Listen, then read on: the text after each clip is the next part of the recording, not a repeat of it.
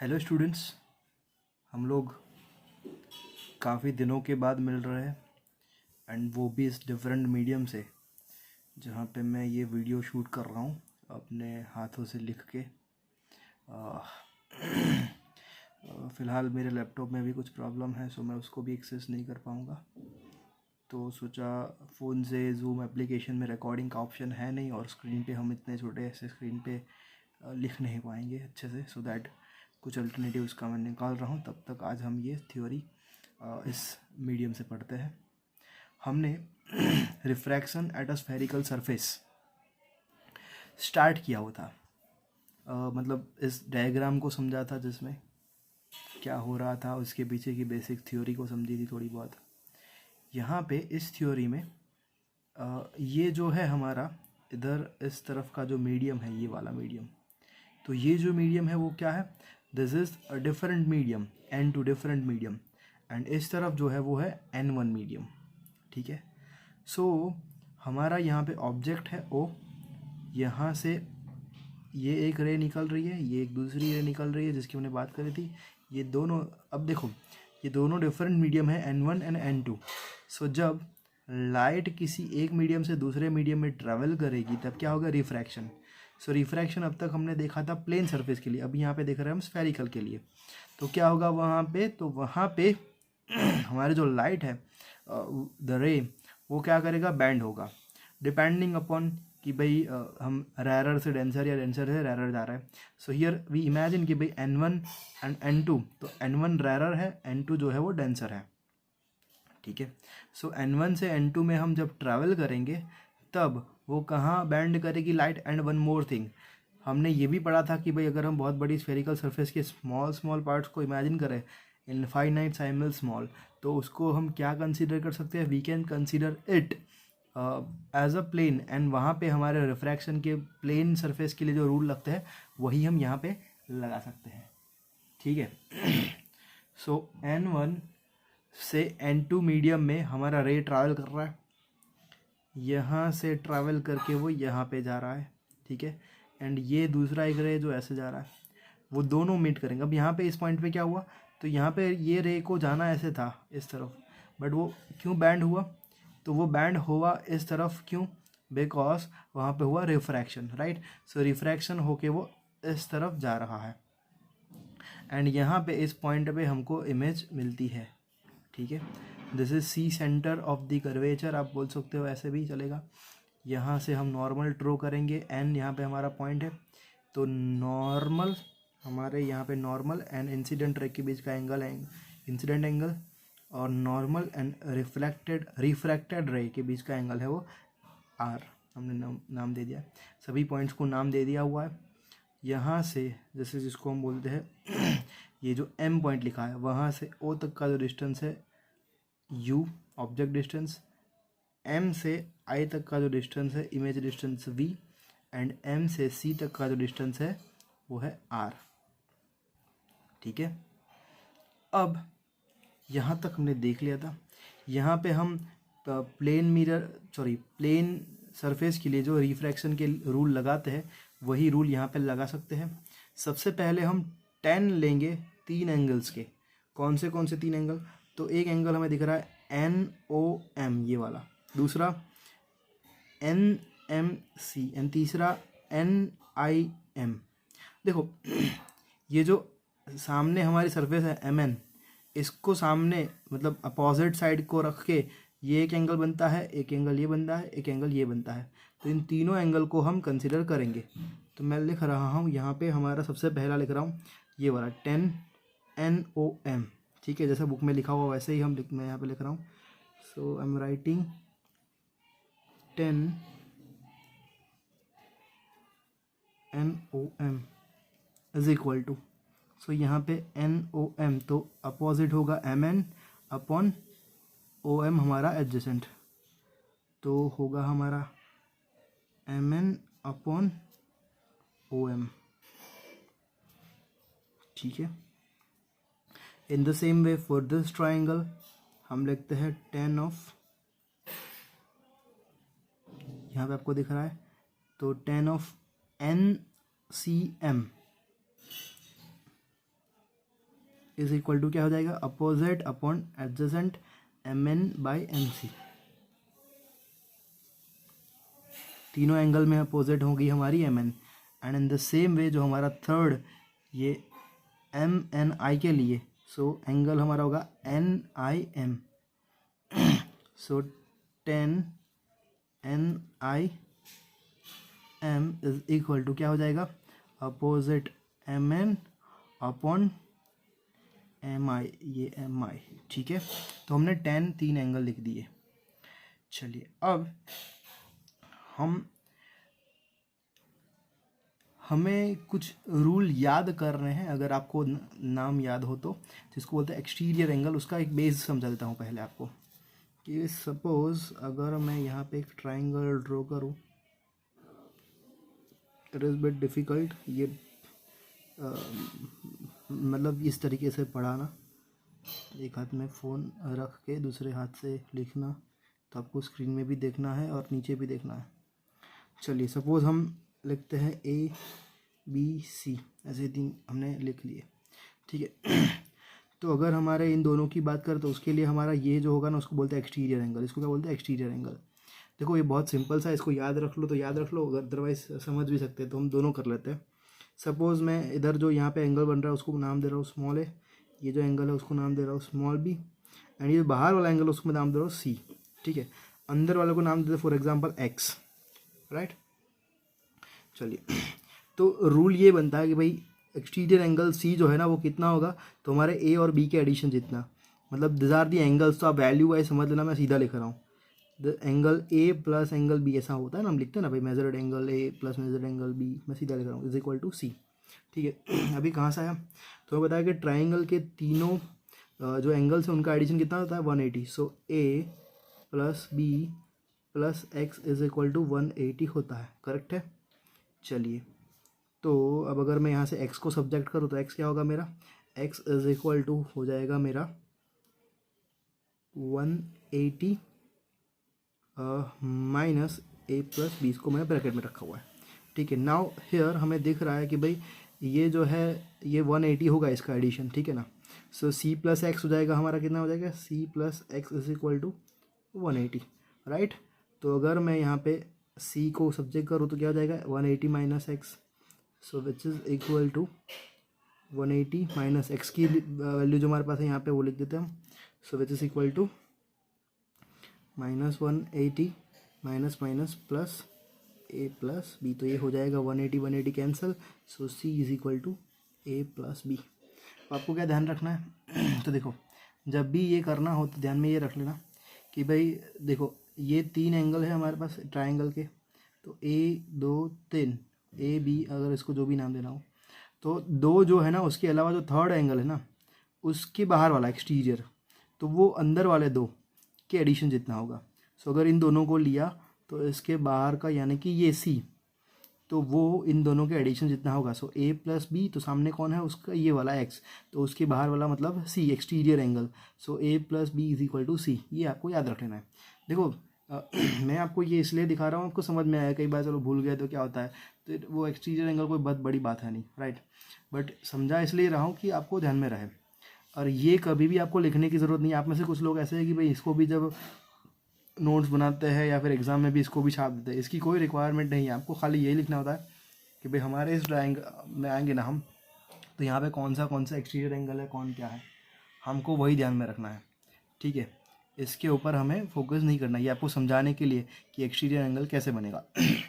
तो अभी मुझे यहाँ पे मैं आपको दिखाना चाहता हूँ, तो यहाँ पे हमारे पास क्या है, NOC एक ट्राइंगल बनता है, दिख रहा है आपको, तो ये NOC ट्राइंगल, जिसमें इस लाइन को अगर मैं आगे एक्सटेंड करूँ तो क्या बनेगा, ये मेरा आई जो होगा वो दिस O एंड C के लिए एक्सटीरियर एंगल बनेगा। ये आई जो है वो O और C के लिए एक्सटीरियर एंगल बनेगा। ठीक है, तो मैं यहीं पे थोड़ी सी जगह लाइन ड्रॉ करके नीचे लिख देता हूँ।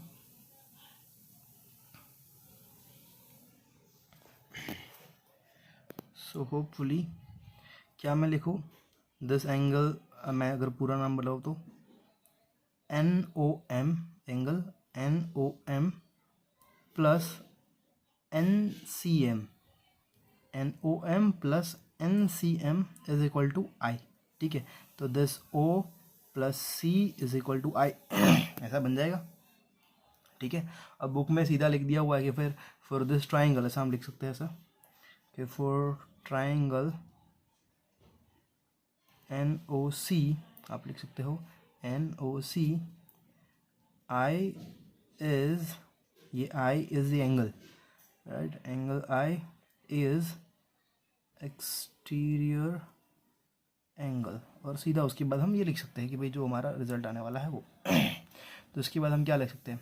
तो अब देखो यहाँ पे फिलहाल हमने इनको क्यों लिया, अब उसका रीज़न बताता हूँ कि भाई tan ऑफ NOM लिखा हुआ है, NOM वो क्या होता है भाई MN/OM, और हम कि भाई tan हो या तो फिर साइन हो, तो tan theta is approximately theta, ये हम जो लगाते हैं तो वही हम लगाने वाले कि भाई tan of theta is approximately theta, तो NOM की जगह पे tan NOM की हम वैल्यू डाल सकते हैं। बात समझ में आ रही है। तो अब अगर यहाँ पे मैं एंगल की बात करूँ, चलो मैं लिख के बताता हूँ मैं कौन सा एंगल डालूंगा यहाँ पे। चलो मैं ऐसा लिखता हूँ कि एंगल NOM, ठीक है, ये वाला, इस ट्रायंगल की हम बात करें तो आप NOC भी लिख सकते हो, no issue, NOC and NOM equal ही है, plus angle NCM is equal to क्या हो जाएगा, ये दिस प्लस दिस, तो इन दोनों का एक्सटीरियर, तो इन दोनों का सामने वाला जो थर्ड रह चुका वो कौन सा है, ये, और इसका बाहर का एक्सटीरियर एंगल है आई, तो हो जाएगा आपका आई ठीक है। नाउ NOM NCM के tan की वैल्यू, NOM NCM के tan की वैल्यू हमारे पास है। So what we are doing here, tan theta is approximately theta लेके ये जो हमारा tan थीटा की वैल्यू जो है ना, so theta is approximately tan theta is equal to ये, तो ये जो सामने वैल्यू लिखी है हमने उनको हम यहाँ पे डाल रहे हैं। सो इंस्टेड ऑफ NOM मैं लिख रहा हूँ 10 NOM which is equal to MN/OM, तो यहाँ पे हो जाएगा ये MN divided by OM, plus NCM की जगह पे क्या लिखूँ, NCM की जगह पे क्या मैं लिख सकता हूँ, मैं लिख सकता हूँ MN/MC, MN/MC which is equal to I. ठीक है, यहाँ तक क्लियर वैसे ही हम दूसरा एक एक्सटीरियर एंगल ले रहे हैं यहाँ पे इस जगह पे। ठीक है, तो मैं भी चलो लिख देता हूँ फॉर ट्राइंगल, कौन सा ट्राइंगल हम ले यहाँ पे, देखो ये वाला, ये जो है हमारा NCI वाला, इसमें ध्यान आपको क्या रखना पड़ता है, एक में I है एक में R है, वो वाला हमें लेना है, बट यहाँ पे I एक्सटीरियर एंगल है, यहाँ पे R एक्सटीरियर एंगल नहीं है। हम इस ट्राइंगल की बात करेंगे जिसमें R वाला और ये I वाला जो एंगल है वो हमारे इंटरनल मतलब अंदर वाला है, और इसके सामने वाला ये, और उसका एक्सटीरियर एंगल ये C बनेगा सो फॉर ट्राइंगल, मैं खाली ट्राइंगल का नाम लिखूंगा, फिर एक्सटीरियर एंगल वो सब अब हम बाद में लिखेंगे, मतलब समझ जाएंगे। फॉर ट्राइंगल NCI में क्या लिख सकता हूँ तो मैं एंगल के फॉर्म में लिखता हूँ। चलो तो R लिख दूँ सीधा, ये तो हमारा R है ही नाम इसका, तो मैं इसके लिए CNI नहीं लिख रहा हूँ, सीधा R ही लिख रहा हूँ, प्लस ये क्या हो जाएगा NIC plus angle NIC, so R here plus this angle which is equal to this, which is equal to क्या हो जाएगा, वो हो जाएगा NCM again which is equal to angle NCM, और उनकी वैल्यू हमारे पास यहाँ पे है, NIC की वैल्यू है क्या अपने पास, सो NIC मतलब NIC एंगल क्या हुआ, NIC मतलब NIM ही हुआ ना, सो NIC और NIM एक ही है ना, NIC की हम बात करें या NIM की बात करें वो दोनों एंगल एक ही है, तो उनके tan की जगह पे हम उनकी वैल्यू डाल सकते हैं। सो tan theta is approximately theta को लेके हमने यहाँ पे डालना है। सो मैं यहाँ पे लिख रहा हूँ R प्लस NIC की जगह पे मैं डालूँगा NIM, एंड NIM की वैल्यू मेरे पास है MN/MI, MN/MI which is equal to यहाँ पे NCM की वैल्यू, सो NCM की वैल्यू है मेरे पास MN/MC, MN/MC। यहाँ पे मेरे पास I जो है उसको मैंने नंबर 1 दे देता हूँ। अब मुझे R चाहिए तो मैं R को सब्जेक्ट कर रहा हूँ यहाँ से, सो मेरा R क्या होगा, so R is equal to MN/MC, ये इस तरफ जाएगा तो हो जाएगा minus MN/MI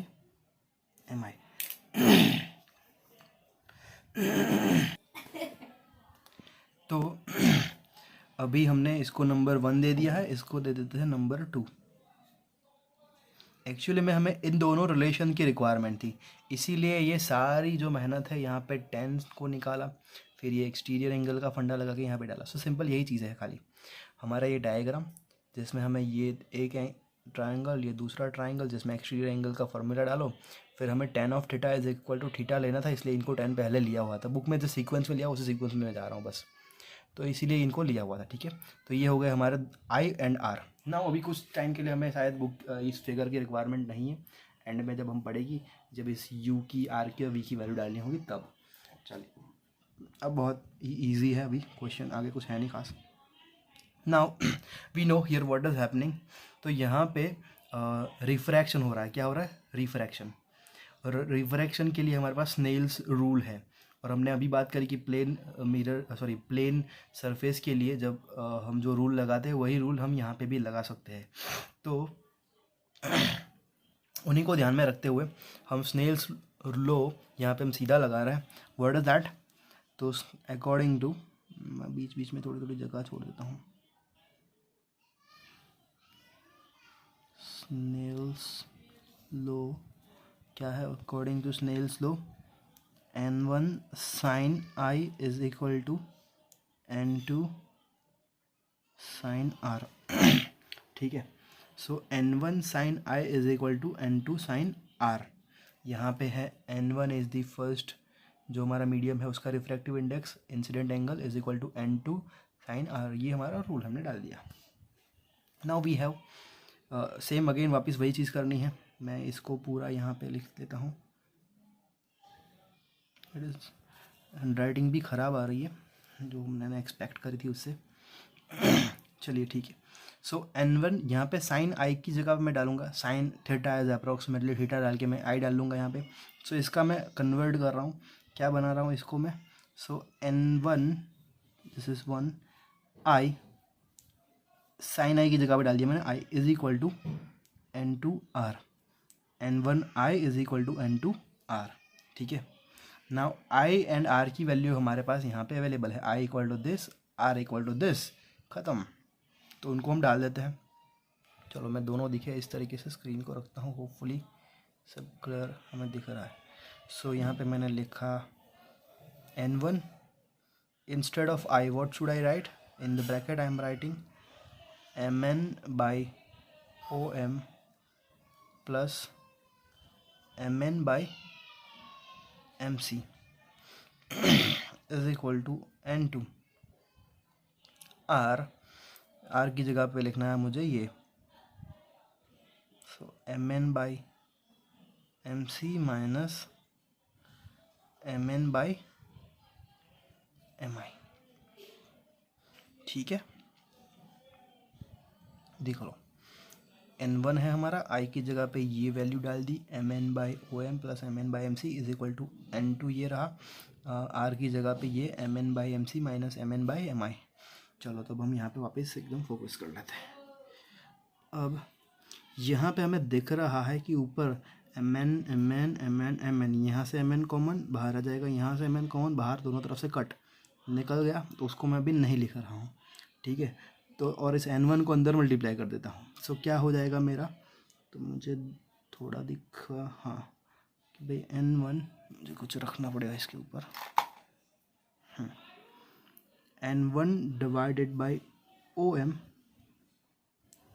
plus n1 divided by mc is equal to n2 divided by mc minus n2 divided by mi। ठीक है, चलिए अब मैं क्या कर रहा हूँ, तो मुझे दिख रहा है कि भाई यहाँ पे भी MC है, यहाँ पे भी MC है, तो उनको एक साइड पे कर लेता हूँ, बाकी की चीज़ों को एक साइड पे कर लेता हूँ।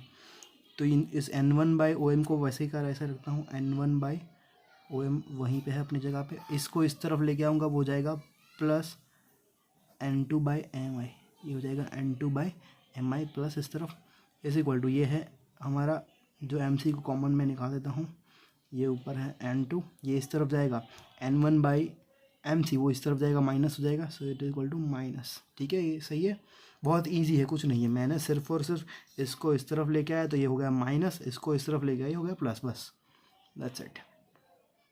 ठीक है, हम इतने में ही हो जाएंगे ख़त्म, इसको कर देंगे आराम से, हो जाएगा ये। चलिए अब हम वापस आते हैं थोड़ी देर के लिए फिगर के ऊपर। तो हमारा डायग्राम यहाँ पे है।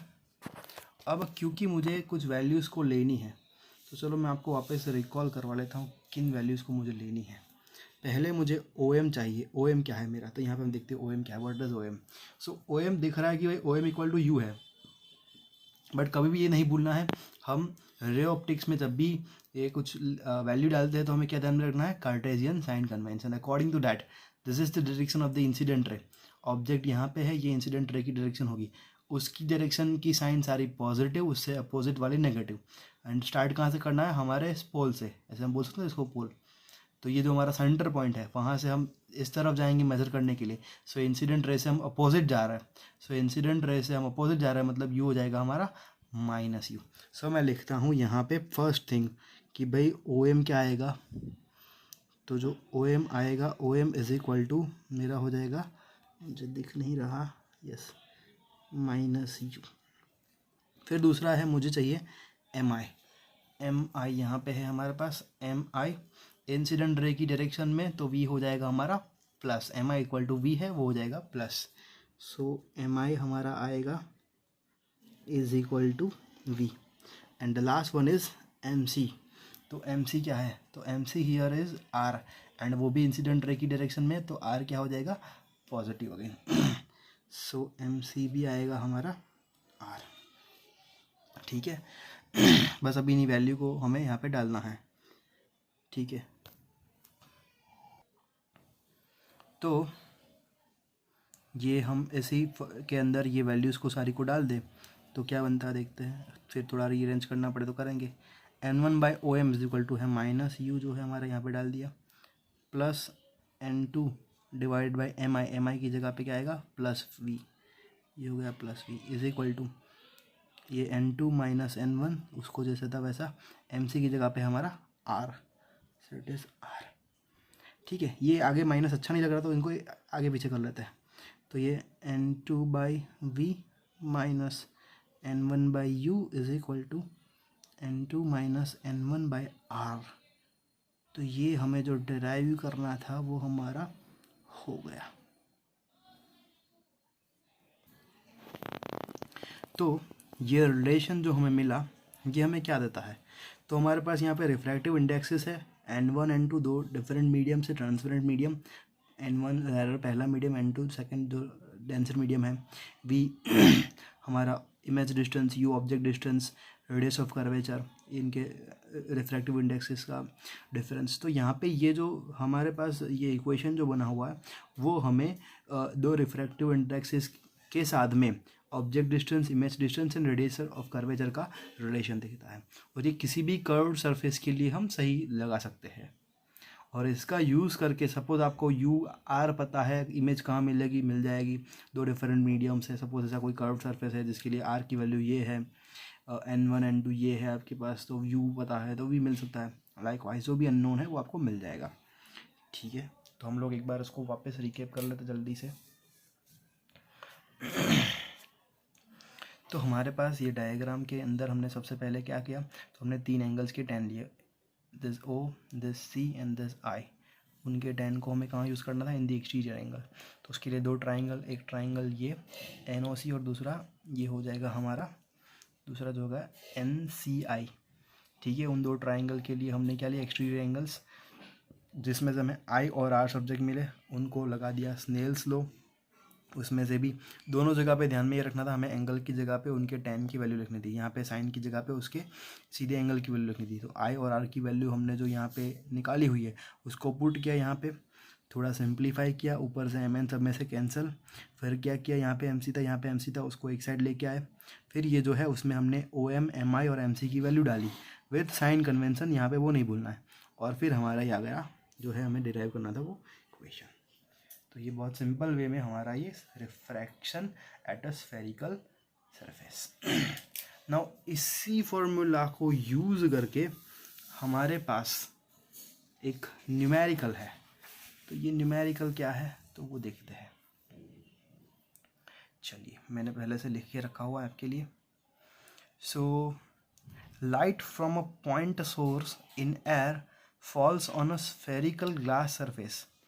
Light from a point source, here it is a point source and here also O was a point source.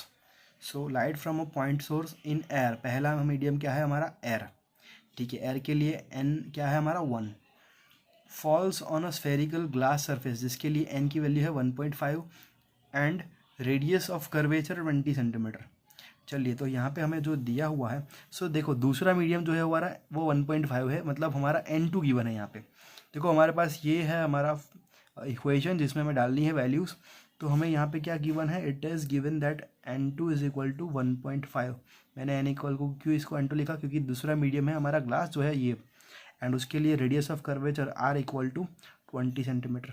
Again आपको ध्यान में हो तो हमने जब मिरर इक्वेशन बनाया था तब भी हमने वहाँ पे भी साइन कन्वेंशन के बारे में आपको याद करवा दूँ कि भाई पहले हम साइन ये जब u v एंड r की वैल्यू डालते तब भी हम साइन कन्वेंशन को ध्यान में लेते हैं, एंड न्यूमेरिकल को सॉल्व करते टाइम पे भी हम साइन कन्वेंशन को ध्यान में लेते हैं। तो यहाँ पे हमें रेडियस ऑफ कर्वेचर r को क्या लेना है 20, कैसे लेना है तो प्लस लेना है, ठीक है। चलिए and the distance of the light source from the glass surface is 100 centimetre. तो लाइट सोर्स जो है हमारा, मतलब जो हमारा ऑब्जेक्ट, उसकी डिस्टेंस कहाँ से हमारे ग्लास के सरफेस से, वो है 100 सेंटीमीटर। वो क्या दे रहा है हमें, ऑब्जेक्ट डिस्टेंस दे रहा है, मतलब u। अब उसको मैं 100 कैसे लिखूँ, माइनस में लिखूँगा क्योंकि वो किस तरफ होगा हमारा, वो हमारा इस तरफ होगा। सो वो हो जाएगा मेरा -100 सेंटीमीटर। चलिए at what position the image is formed. तो कौन सी पोजीशन पे हमारी इमेज फॉर्म होगी, that means we have been asked to find v, ठीक है। चलिए तो हमें इसी को यूज़ करना है। मैं वापस इसको लिखता हूँ, n2/v minus n1/u is equal to n2 minus n1/r। चलिए तो हमारा n2 क्या है, तो n2 है हमारा 1.5 बाई v है हमको निकालना, माइनस हमारा n1 क्या है, तो मैं इसको यहाँ पे करता हूँ focus. n1 means first medium जो क्या था हमारा, इट वाज एयर, तो उसके लिए आएगा हमारा 1 डिवाइडेड बाई u क्या है हमारा -100। तो इसको यहाँ पे डालोगे वो प्लस जाएगा, प्लस कर दूँ +100 n2 माइनस n1, n2 है हमारा 1.5 माइनस n1 1 और डिवाइड बाई r 20 सेंटीमीटर। अब इसको हमने सब में सेंटीमीटर में रखा है, चलेगा, मीटर में कन्वर्ट नहीं किया हुआ है। चलिए ठीक है, तो थोड़ा सिंप्लीफाई करते हैं इसको। तो ये हो जाएगा 1.5v एकदम आराम से plus 1/100 is equal to 0.5 divided by 20।